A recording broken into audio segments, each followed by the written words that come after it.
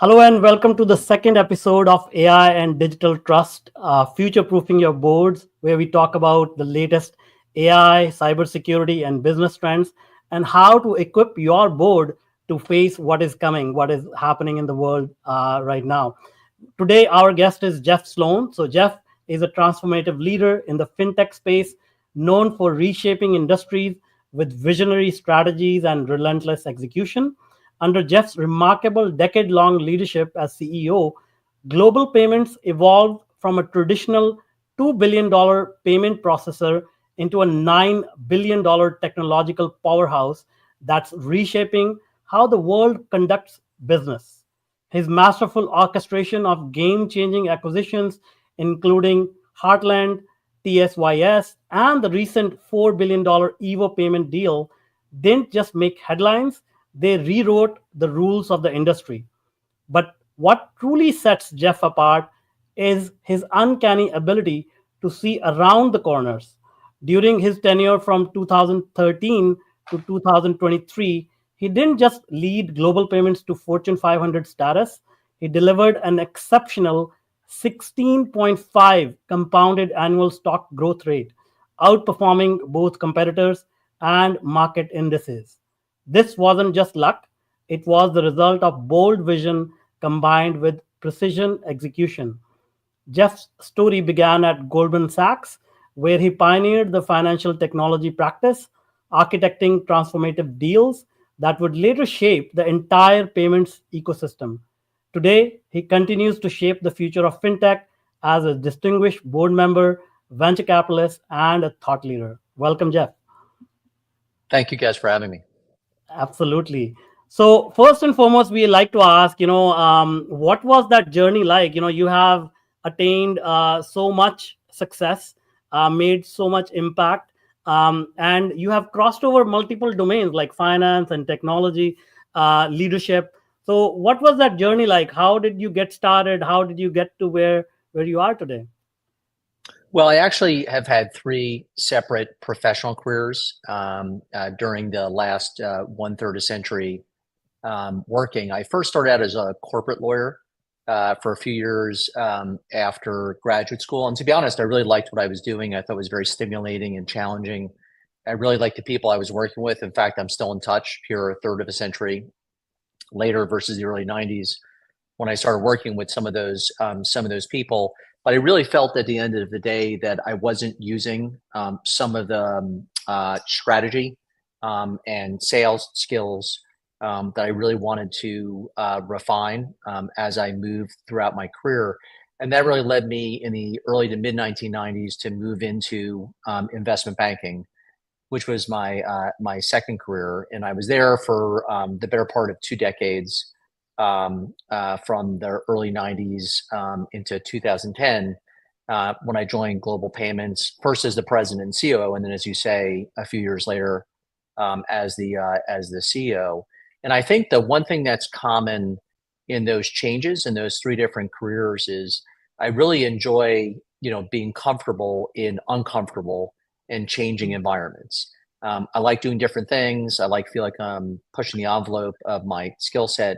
And in each one of those changes that I made, first from being a lawyer into investment banking and then investment banking into corporate, I felt like I could really expand my skill set. Going into banking, it was really a focus on strategy and sales from law, although continuing kind of the deal path. And going into corporate at Global Payments, I felt like it was really a chance to move from leading a group within Goldman, where I was one of 8 partners in New York, leading the financial services practice in investment banking, into leading a business with thousands of colleagues across what became ultimately 40 countries physically and probably a couple hundred cross-border. And the one thing that was common in all those is trying to stretch my horizons and really push my skill set, be comfortable while I was uncomfortable, with those changes, and really see if I could put my ideas, as you say, into practice, and see where that takes us. And I think that's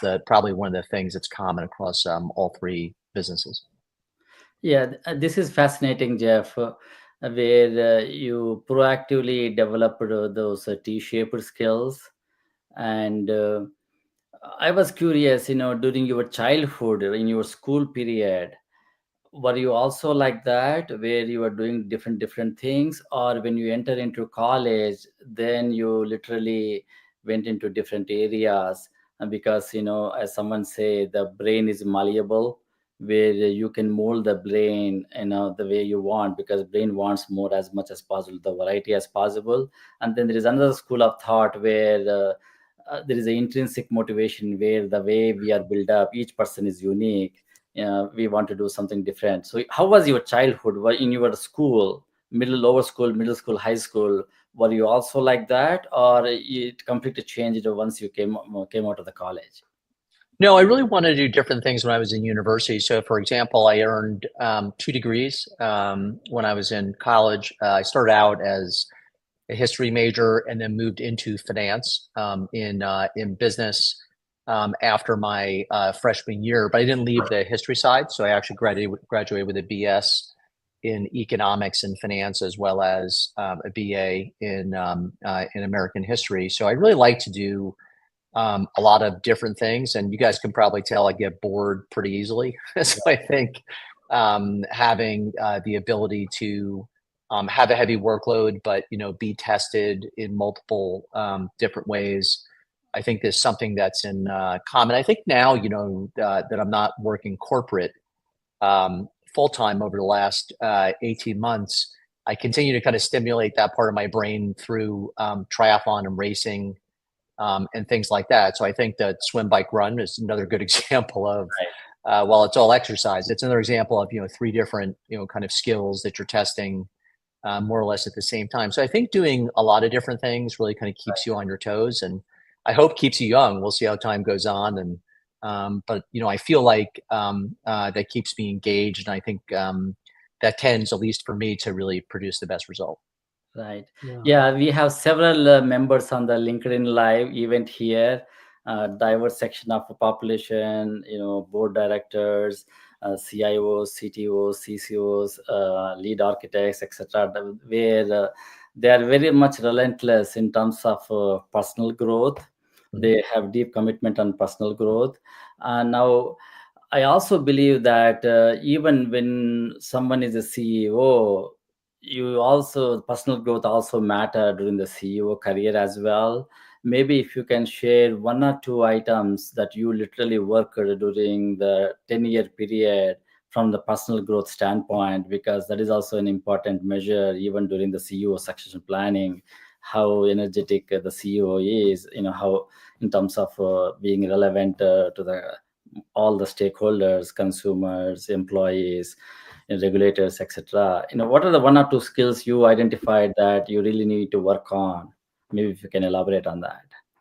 Yeah, I think the most important thing in leadership, and I think CEOs are great examples of this in my experience, is really empathy. I think there's going to be good times and there are going to be more difficult times. I was doing the CEO role for nearly a decade, but before that, I was the number two person there for 3 or 4 years, and then obviously in banking for almost 2 decades. And you're going to have booms and busts and peaks and valleys in everything you do. The one thing I think people have as a common trait is empathy across cycles. So I think human beings, being the way they are, can put up with a lot of stress and strain despite those sine curve like functions, if they believe that their leaders are actually empathetic and kind of understand where they're coming from. And one of the things I used to do as CEO, which to be honest was probably one of the things I enjoyed the most during my tenure, was getting out on the road and meeting with our sales leaders and our management, but really the people on the ground running our businesses globally. So I kind of had a playbook, I used to call it, which to be honest, I really modeled after Lloyd Blankfein at Goldman when I was there, where we would kind of come up with an agenda and briefing books for these overseas trips. And we would go, 2-3 weeks at a time. And we would go out to dinner with the sales folks. When we got to the markets that we were in, we would spend time in the office in a town hall with all of our colleagues on the ground, and then of course go spend time with customers, regulators, kind of people in market. I think first of all, it's a great learning process, I think. It's one thing to kind of hear remotely how things are going. It's another thing to have your feet on the ground. So I don't think there's any substitute for physical interaction, particularly in markets outside your home market. The second thing I think, though, it does is, people can see, touch, and feel you and the people running the company. I think it's really incredibly important for empathetic leadership to understand how people are doing, hear from them directly, hear the good and the bad. And to be honest, I kind of prefer to hear the bad because that's kind of mostly what you get, when you're in the leadership stuff. And the good's helpful too. But in terms of course corrections, and I think that is kind of a critical skill for leaders to have, and it's probably undervalued, underrated for I think most effective management, particularly in a complicated global business. Yeah, I think the genuine humility is so crucial, and I think it reminded me the way the Warren Buffett used to assess the mergers and acquisitions. When anytime there was a deal, he used to bring two different camps, one camp for, another camp for against, and hear both viewpoints with the empathy in mind to understand what each of them are talking about. And then he used to make the decisions for the mergers and acquisitions. And your story is very powerful, especially like 21.5 billion merger with TSYS and global payments, and you not only made a good decision in that merger, but also you have flawlessly executed it. If you the history shows so many companies went through M&A and then they literally fail because they poorly executed it. And maybe if you can elaborate on what are some of the techniques that you used, what was your framework for that successful mergers and acquisition for the TSYS transaction? So I think it's funny because I used to, my prior career before corporate, when I was in investment banking, a lot of my work would kind of finish when the deal was announced.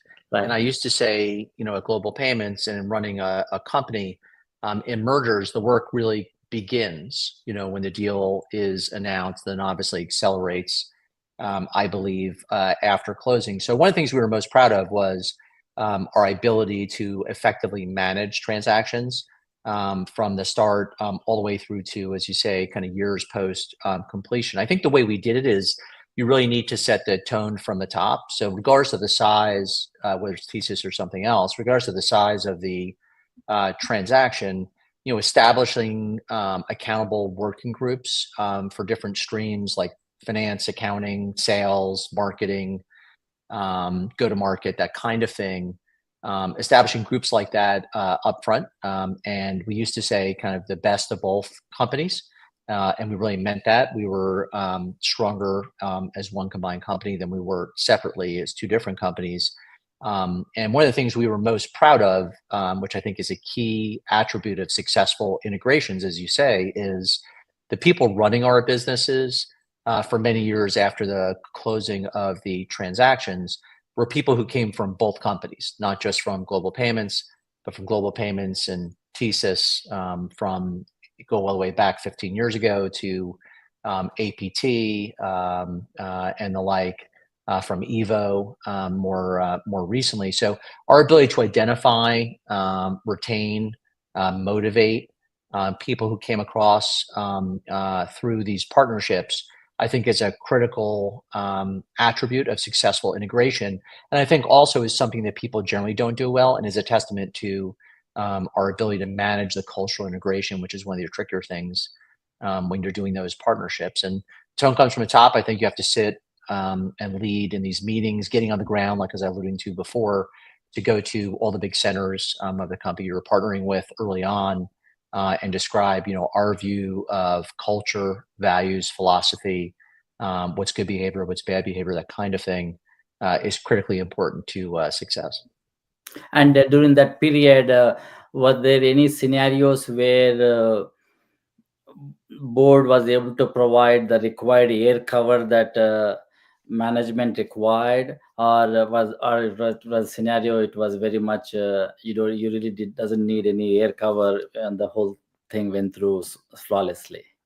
Well, I think, you operate in an environment that's changing all the time. So, Right, things go off the rails frequently. Great example was COVID. right.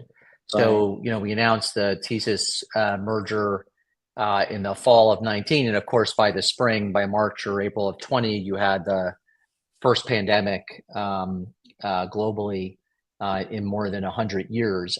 I think because we were in a very good place in terms of integration and in terms of combining the businesses, we were able to substantially accelerate the integration of the two companies, in particular the synergy realization that we described, early on. And I think that was a big benefit, really, to both parts of the business. Obviously, we worked very closely with our board in terms of doing those things, because all that stuff was certainly the pandemic was, unexpected. I think we both entered, but really exited that environment in a lot healthier of a position as a combined company that either one of us would have been individually. So, listen, you don't plan for things like that necessarily, but the fact that you have plans and you're well prepared means that you can accelerate them, change them as need be. And again, I think it's one of the hallmarks of what we used to call a relentless focus on execution. Yeah, speaking about the boards now and their readiness for unforeseen circumstances, in your opinion, like how prepared are boards of public companies in terms of cybersecurity, artificial intelligence, adoption of these technologies to continue to create value and being competitive? Like, from your vantage point, where do we stand? Well, I think the good news is that boards are much more engaged today than they were probably 5, 10 years ago as a general matter. Really good example of that is the fact that many of the companies I deal with have technology committees. If you went back, it sounds crazy because these are technology companies. So you would say, well, of course, a technology company has a technology committee where a lot of the issues you just referenced are actually dealt with regularly. But if you went back 10 years ago, it wasn't all that common for many of the companies I described to have separate technology committees. And I'd say now it kind of is. And I think it's because of the proliferation of the things that you described, cybersecurity being a big one, obviously migration to the cloud, being another big one, which is separate but related to some of the things you asked for. And of course, now most recently, AI. So I think, like everything else in life, focus and allocation of responsibilities, which is what committees really are, tends to sharpen, I think, everyone's focus on the topics at hand. I think there's no doubt, in my experience, that's the case with the technology committees, which is how most of the issues that you just related are addressed. So look, I think the world is ever changing, and there are always going to be new issues that we haven't thought through, including most recently with some of the developments in the last week in AI. But I think boards today, while not perfect, are much better situated to addressing those issues because of the structural changes that I mentioned a minute ago than they were 10 or 15 years ago. Yeah, So it you seems mentioned like, yeah, go ahead, Manu. you mentioned this what happened in AI in the last week, which a new Chinese startup wiped out $3 trillion in a matter of days. I feel like the rate of innovation is just going to continue to accelerate from here on out. Like, as AI is used to create new innovations and supplement human intelligence. So, in response to this, how should the boards be equipped to be very nimble? Like, I think they're going to have to give up on their 5-year plans or things like that, because you can't even see that far anymore. So what is your suggestion in terms of how nimble they need to be moving forward? Well, I think the rate of innovation is always accelerating. I think that's true throughout human history. A good example is look at the Olympic records today or last summer for the Summer Olympics versus where they were 4, 8, 12, et cetera. Years ago, you expect to see kind of continual evolution of improvement, and that's what you see there. And I think business is really no different than I think some of those examples. So that doesn't surprise me in the least. I think, to step back further, what is, I think, in my experience, most important with boards is having a diverse series of backgrounds on the board. So just, for example, speaking for me, I think having either a sitting CEO or a recently former CEO on your board is super helpful when things like COVID or SVB and Credit Suisse, that type of stuff, or AI come up. I think having someone who is dealing with that issue at the same time or relatively recently, I think is super helpful, at least to me, and I think to other CEOs where I've been on the board of over periods of time. I think the same thing's true in technology, to be more specific. So, listen, my advice is diverse backgrounds of folks from different walks of life in terms of careers, I think is important. But I also think having former operators, having former technologists, because in the case of AI, there is okay, what do we make of this? And then there's also, what is the use case, right, for some of these things?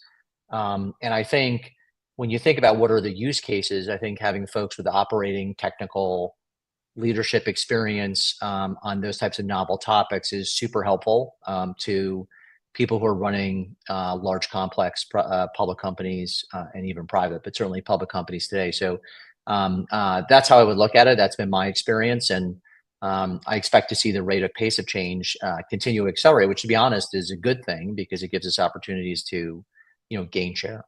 Yeah, spot on, Jeff. I think there's a big difference between invention and innovation. Innovation is all about market adaptation. If you don't have the use case for the technology that you are creating, then it's not innovation. It's just the invention where you just put it on your wall, some patent, which is not being used. And as I was reading the technology leadership in the boardroom, that the BRC report came from the NACD, National Association of Corporate Directors. It came up with 12 recommendations across 3 themes: technology oversight, technology insight, and technology foresight. What caught my mind was under technology oversight, it talked about the requirement to restructure the board structures. And I was remembering you were way ahead for global payments. You already had the technology and innovation committee, while this report just came up last year to recommending, to make sure having those technology discussions being discussed at the board. There are 2 different schools of thoughts. One school of thought where I fall in, where I like to have technology and innovation as a dedicated committee, because this has to be integrated into the strategy conversation at the board level. You have to co-create the strategy with the management for the new tomorrow. The technology plays a vital role.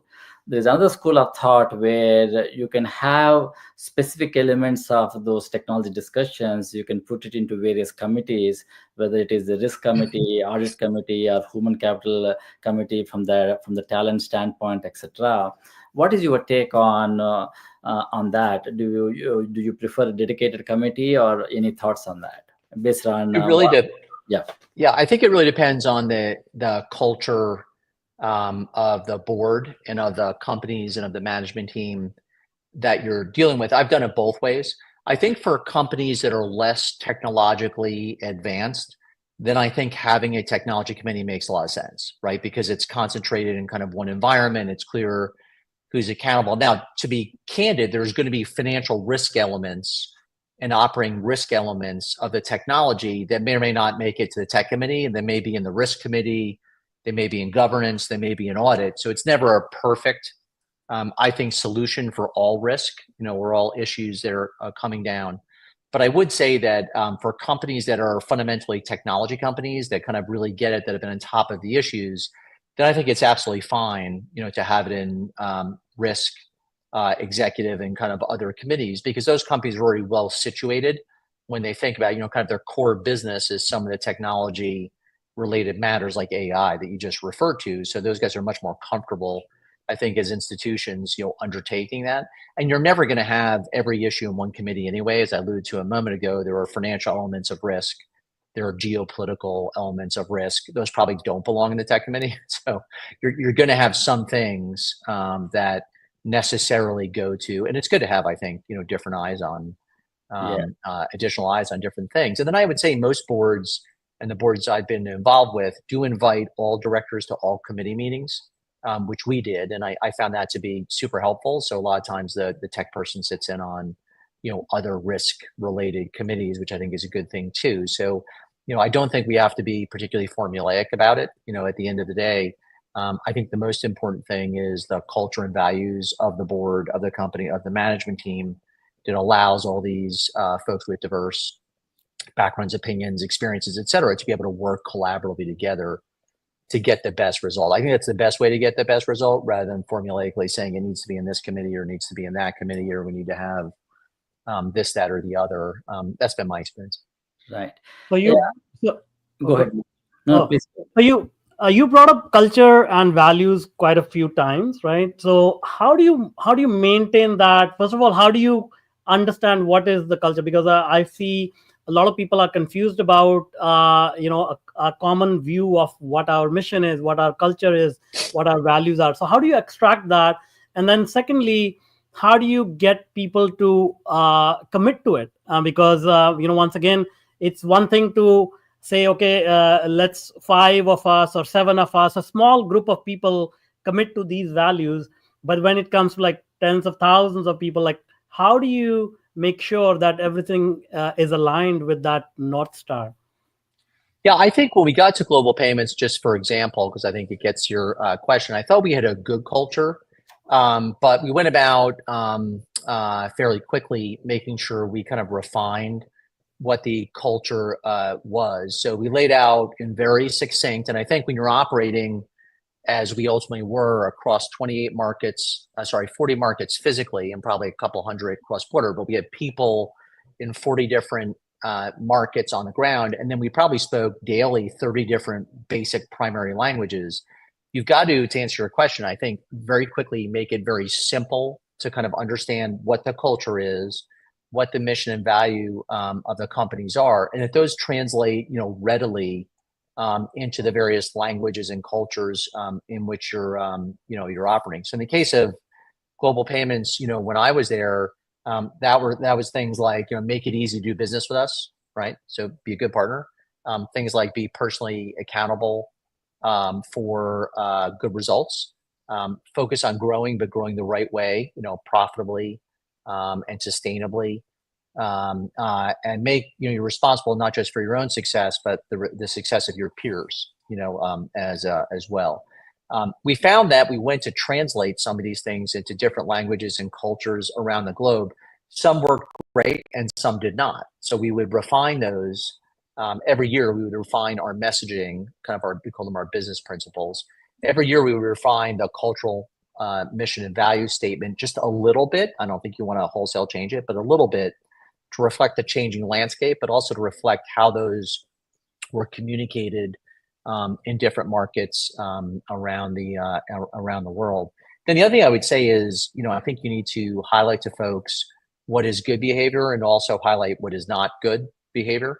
And I think by including that in compensation and promotion decisions, in organizational support and visibility, I think those are the ways over time to continue to refine what the messaging and the culture really is within the organization. One of the things that's really hard, to go back to your prior questions, is to maintain consistency in mission, culture, and values across a lot of acquisitions, because necessarily the deals that you're doing, people are coming from a different perspective. They're not good or bad. It just may be different. And one of the things I think we were most proud of was the retention, as I said before, of partners from deals that we had done for many years who were running our businesses many years later. But we used to say that everybody, wears the same jersey on the field. May have different jerseys when we first start, but when we go get in the field together, we're wearing the same uniform. And I think the early communication when we announced deals and being on site, talking about our mission, value, and cultures, trying to assimilate the best parts of what we have, but also the best parts, and taking the best of both companies, the best parts of the deals that we're doing, I think is something to really focus on. And there's no substitute for kind of being on the ground and going back to the empathetic leadership we discussed a minute ago, to seeing people where they live and work, and investing in those people, but also investing in those communities is super important, I think, to reinforcing the message and to behave that way, the message we're trying to deliver. And again, the way we measured it was retention, obviously trying to grow those businesses over very long periods of time, which by and large we were mostly able to do. Fascinating insights, Jeff. Um, just to peel a little more onion at the leadership level, this my question is around leadership unity. There are two powerful stories, one from Indra Nooyi, another from Howard Schultz, where when Starbucks was in trouble, Howard Schultz brought all his direct reports to his home, where they discussed about how they want to change the company, and then he literally declared who wants to be part of this vision, who doesn't want to be part of a vision. He was open and transparent so that he was able to filter who is with them with his vision, and then he took them as part of his management team. Folks who did not agree with his vision, they left. And in Indra Nuyi's case, she literally used to write a letter during the Thanksgiving to the parents of his leadership, how good they are, that they are doing in terms of the work that they are delivering for the Pepsi. And when they used to meet their parents, the parents used to tell, your boss sent this nice letter, you're doing great work. So she had some personal touch with her leaders. So I was curious, with all these acquisitions, how are you able to bring that leadership unity at the leadership level, so that you may have a good strategy, but if leadership is not unified, you cannot execute. Maybe if you can share some tips around that. Yeah, so I was very fortunate that most of my career, I really came from a partnership background. So, I started as a lawyer. Those are kind of almost by definition partnership type organizations. When I was in banking, when I first started at GS in the 90s, it was still a private partnership and then ultimately came public at the end of the 90s, but retained that culture obviously for a long time. And I try to bring that to global payments. And by that, I mean, look, when you have 28,000 people in all those markets, necessarily there's going to be some kind of corporate form and structure just in terms of getting things done day to day. But the way I try to approach the leadership at the senior levels was, we're all in this together. Everyone's equal. It's a partnership. I'm happy to help as much as you need me to help. I'm also happy not to help as much or as little as you need me, because I assume that you'll ask me, to kind of help when you need my assistance. That's kind of what a partnership is. And then we're all going to sink or swim together. So of course the group leading the company was very heavily geared toward how we did as a combined company financially. And we put in place a similar plan across the next 20 senior people kind of running the company that was, again, very much focused on, for compensation, company-wide, results and performance over a broad period of time. And I think that partnership culture, where any problem that we have, we're going to get 10 smart people in a room and we're going to go figure it out together. We may have 10 different opinions going in, but coming out, we're going to have one, and it doesn't matter whose opinion that is, but we're all going to adhere to it at the end, is something I was very used to from banking, but also from law. And I tried to bring that to the companies, that I was operating. And I think that was pretty successful. So a great example would be in the context of public companies. Like, I would go meet with investors, in Asia or in Latin America, and I'd send, our president to go meet with investors in Europe. And I didn't need to be there. And I knew trusted whatever he was going to say, because we're kind of equal partners. And he obviously assumed kind of the same for me. So I think having that kind of confidence in the people you're working with, I found to be a very successful and empowering way of managing a large business, very much like a smaller business, at the end of the day, realizing that, necessarily you're going to have hierarchical structures just given the size of the company. But I think a partnership where everyone feels valued and the like, I think is a really good, really good way to go, and has been, very successful across a number of industries for a very long time. Excellent. And so, you're obviously a multi-talented person. You're participating in marathons, triathlons. Have you, has these extracurricular activities contributed to your success as well? And, if so, in what manner? Yeah, I mean, I'll just give you my own personal, and it's hard to answer that objectively. I'll just tell you, how I think about it. First of all, I think it's very difficult to operate a multinational business where you're on the road all the time. I think without trying to clear your head periodically, and try to be in good health and try to exercise and all these other things, because the time zone, especially as you get older, I found the time zone, it's not so much the amount of time on a plane. I think it's the time zone stuff that I found adjusting, really going to a place. Coming home always seems kind of easier for whatever reason. But I think going overseas and absorbing the time zone differences as you got older just became increasingly difficult as a physical matter. So I think the first thing is it's just trying to clear your head of kind of what you're doing. And then second, I think just being able to absorb a lot of the time zone changes. I think it's super important to have something you kind of sink your teeth into that's helpful. And I found kind of exercising and watching what you eat and drink and stuff to kind of be that way. The other thing I would say is I don't think there's any better way to see a new city than running through it. Yeah. And that's not always true. You don't always have that time, and depending on the travel schedule, depending on the time of year, it could be winter somewhere, it could be boiling hot, in the summer. But it's super easy to just pack a pair of running shoes and some shorts in your suitcase. It's a little harder to take a bike.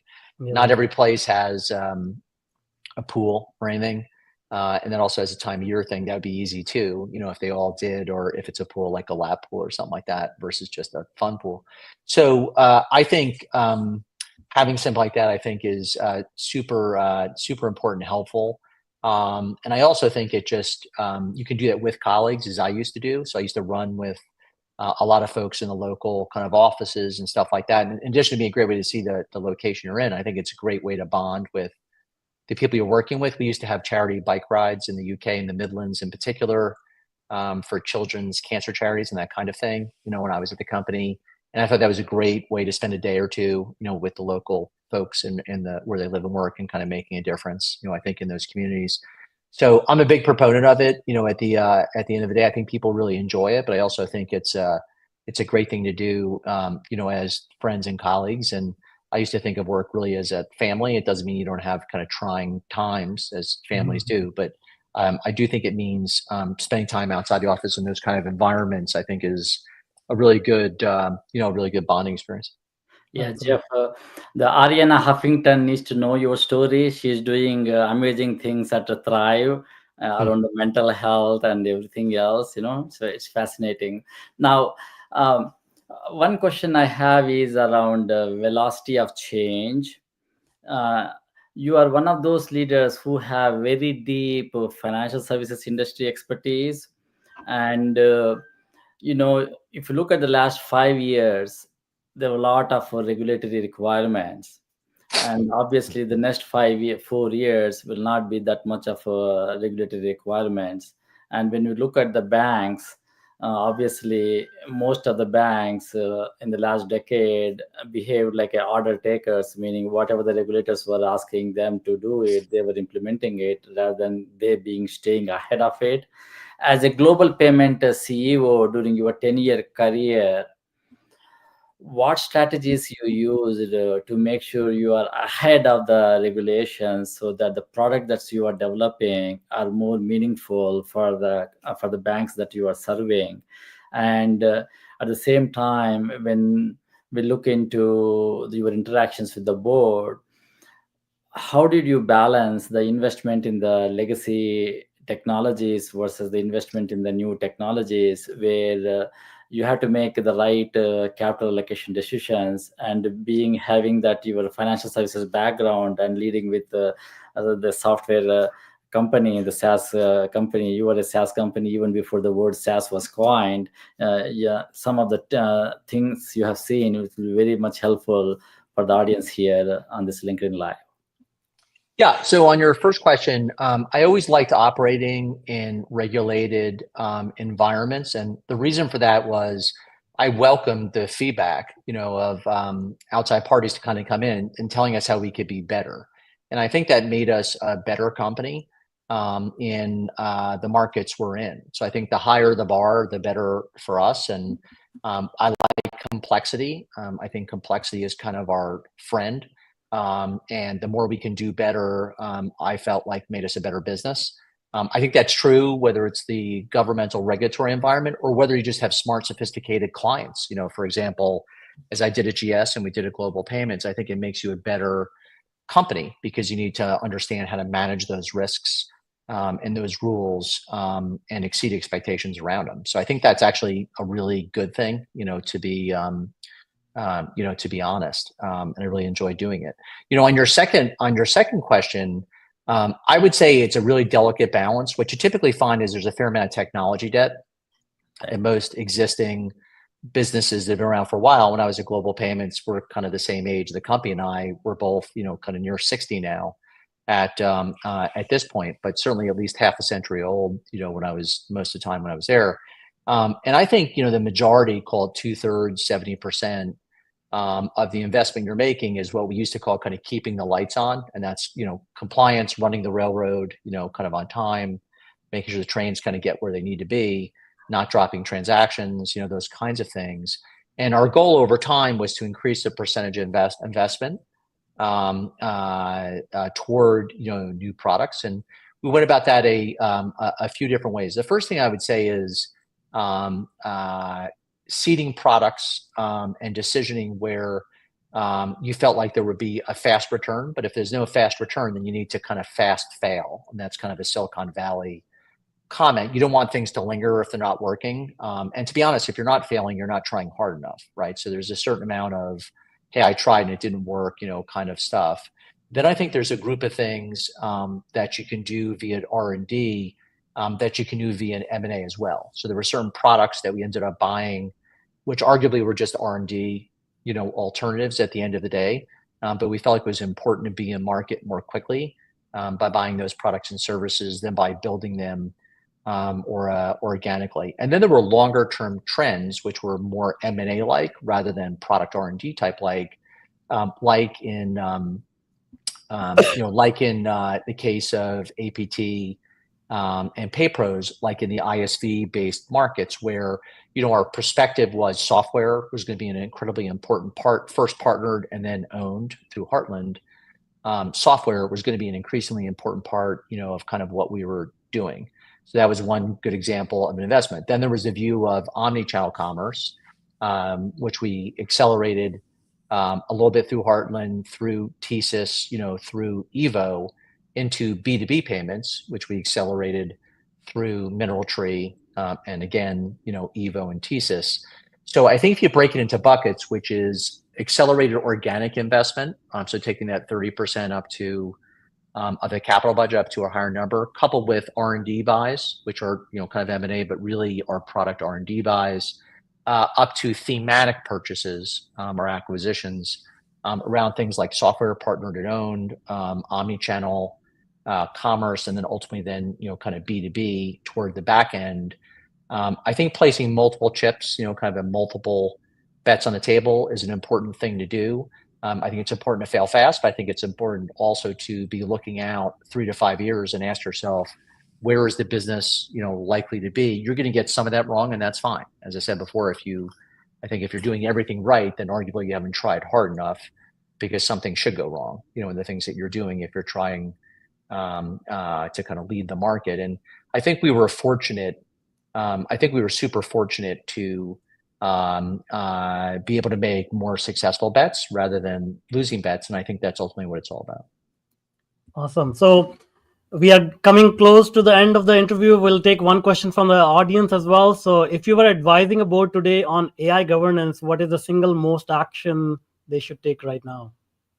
Well, I think it goes back to what we said before. This is all about use cases. So I think it's super important to say at the board level to the management teams, how are you seeing AI impact the business today and in the future? And give me 5 examples, just to pick kind of a number. It can be 3, it can be whatever. I wouldn't do too many because too many means you don't have any really. But give me a handful or fewer examples of use cases that you're going to put into practice and kind of see how they go.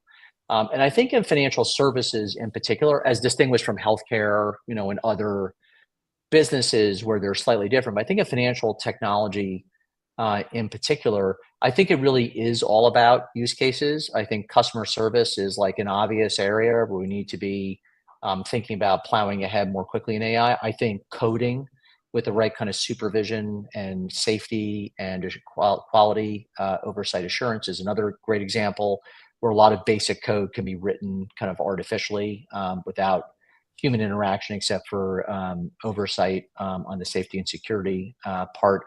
I think new products would be another area, rapidity of product evolution. So I think it's very important to pick a few use cases on AI and for boards at the corporate level to kind of challenge the management teams to say, all right, so what are the three things that you're doing now, I think, that will show that this is the right path or that this is a path that's not fruitful. But I don't think boiling the oceans and kind of doing everything is the right idea. And I don't think doing nothing, and waiting and seeing is the right idea. I also think it forces a decision and a conversation about the architecture of what we're selling.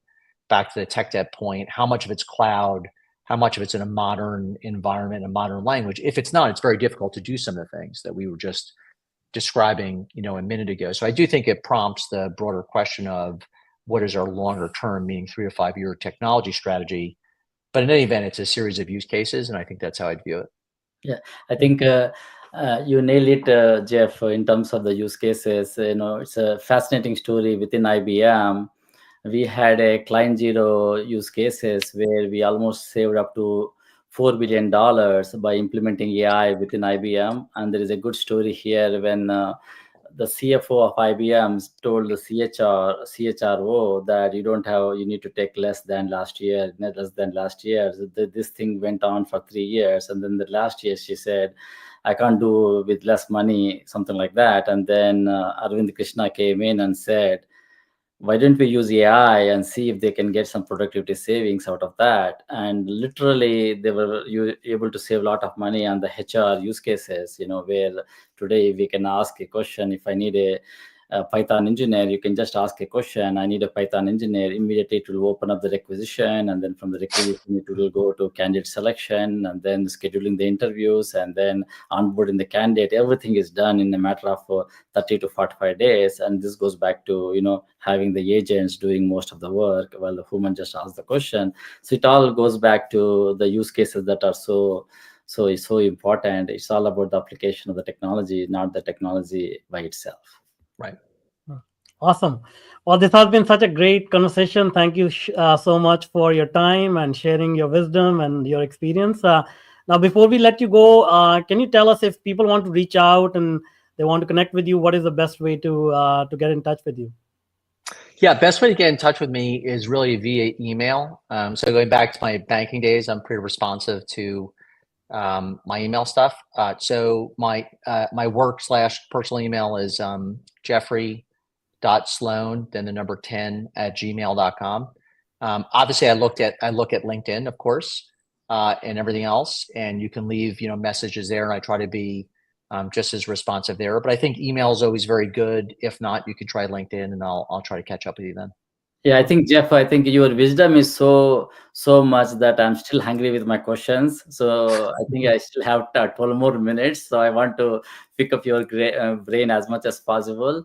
Now I want to change my conversation around the strategy. If you look at some of the well-written stories, whether it is Kodak or Nokia, they could not see what is coming in, and there is a lot of silos between the leadership and the board in terms of what is exactly is happening. And have you in the case of global payments, have you done any kind of a scenario planning exercise, where you use those scenario planning exercise to understand, to co-create the strategy with the leadership? And maybe if you can glean some insights around that, how important the strategy should be. And it is more like a co-creation. You need to co-create with the leadership. Without co-creation, you will have a lot of silos in it. If you can peel some onion around that. Yeah, I think I used to view one of my key jobs as to looking out 3 to 5 years ahead and kind of ask, what bets should we be making kind of today? in terms of direction, and B, what can kind of go wrong? What are we going to miss? To your point, that could be a threat to the growth of the company. The way we did it at Global was we would have a strategy offsite every 12 or 18 months.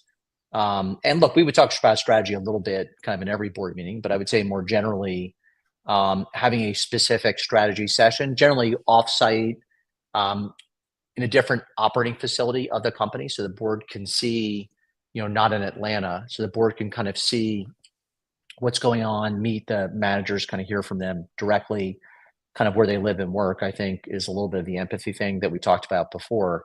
But I think having an annual or every 18 month at least strategy session where you go through market share, competitive threats. I don't mean the traditional, which is certainly a part of it, but I mean the up and coming type companies, things that could really be disruptive. And then coming up with a 3 to 5 year plan in terms of where we're taking the company, not just financially and operationally, but also strategically, I think is very, very important. And look, we're getting feedback all the time. One of the things I think we were very good at Global Payments is being very close to the market and very close to the customer. And I think we're getting market intelligence all the time as to what's selling. Ultimately, you want to be with what's selling, right? I mean, at the end of the day, I think that's the best indicator. Is it selling or not? Are the sales accelerating? Are they stagnating? That kind of thing. That's true of products. That's true of lines of businesses. I think is probably the best example of what's working and what's not, and where the competitive threats kind of come from. So I thought we were very good at that.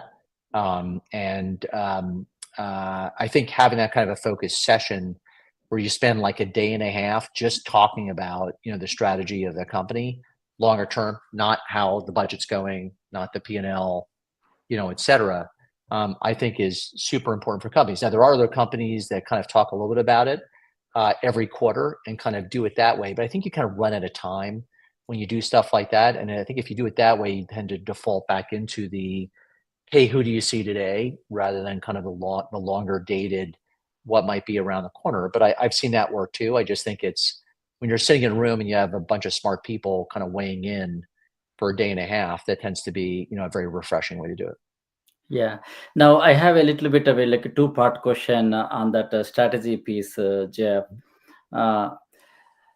Obviously, when you were interviewed, when the board interviewed you for the CEO job, you probably might have written a 2-page white paper on where you want to take a global payments for tomorrow.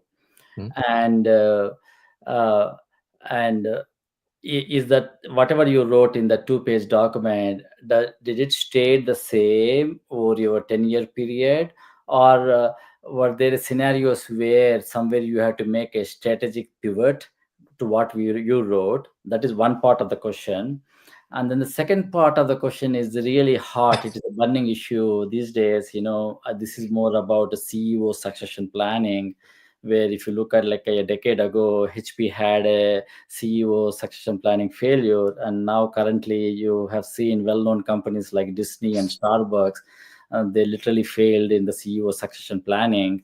And of course, now we keep hearing from JP Morgan Chase, Jamie Dimon has not even appointed who his successor is. But in your case, you were very open, transparent with the board. You had a seamless transition for your next successor at Global Payments. Maybe if you can stitch these two together, if you can answer these two questions about how you co-created the strategy right from the 2-page document that you presented during the interview with the board to all the way to the transition.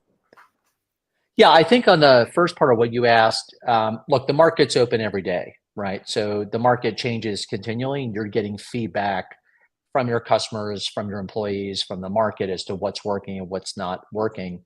I would say when I went to Global Payments, the fundamental thesis didn't change. And by that, I mean over time. By that, I mean I was convinced we had a really good platform. We had really good selling points and strengths, like multinational acceptance, great partnerships, a great partnership culture, particularly with financial institutions globally. Those things didn't change in terms of my opinion, over time. What does change, though, is I never would have thought at the time that I started it, software was not something that was really partnered or owned on my radar screen. when I started that, process in 2010, in 2009 and 2010. That's not something I really thought about. Certainly omni-channel acceptance, a variant of e-com. E-com was around, omni-channel was a slightly different thing. Not something I really kind of focused on in 2009, 2010. And then certainly the B2B business, which was kind of 2019 when we kind of really started getting into it. Not something I particularly kind of focused on at the time. So I think it's a mix of things, but I think the fundamental thesis of we have a good platform, here's our strengths, here is the area we need to accelerate investment. Those didn't really change, but the way we articulated it publicly, the way we went about building, the mousetrap to make sure we had the constituent pieces, those change all the time because, customers' needs, markets, we entered new markets, we had different types of customers. Those change obviously, all the time. So I think you have to be flexible, but we had a thesis and we really kind of stuck with the thesis and it worked. I think in the second part of what you said, both when I was at GS for Succession, but also, and the guy running the fintech business at Goldman Sachs today is the successor that I had recommended at the time, 15 years ago. So that's worked out pretty well too. I think you have to make succession a core part of your business. So it's everyone's job. It goes back a little bit to the mission, culture, and values. It's everyone's job to make those people around them successful. And just because you're successful, you're not really successful if you haven't made everybody else successful too, who's working with you. And that doesn't mean that people aren't going to come and go, but it does mean that succession is part of your day job, succession management. And I've always viewed it that way. I viewed it that way in banking, and I certainly viewed it that way at Global Payments. So twice a year, generally in July with the comp committee, in October with the full board, we would go through both regular way as well as emergent succession. And I think that's an important skill to do. And we would do it with the top 20 to 30 kind of managers, by category and function. And in some cases beyond that, but certainly the top 20 to 30 globally by kind of category of function. So I think you need to make that, kind of your day gig. If it's just an afterthought and you're only looking at it in a crisis or you're only looking at it once every few years and you're not really planning for it, then I think you're not really doing the entirety of your job in terms of what you need to do. Because leaving the business in a better place when you've left it is part of your job while you're there, at least in my opinion. And we're 2 for 2, I think, so far on that homework assignment. Thank you. Fabulous insights. Back to you, Manoj. Yeah, I mean, this is top of the hour now, and thank you once again. Let's just repeat the same thing. A lot of gratitude, a lot of respect for what you have shared, and I hope people take advantage of this and implement it in their business. Thank you so much. Thank you guys for having me. Thank you, Jeff.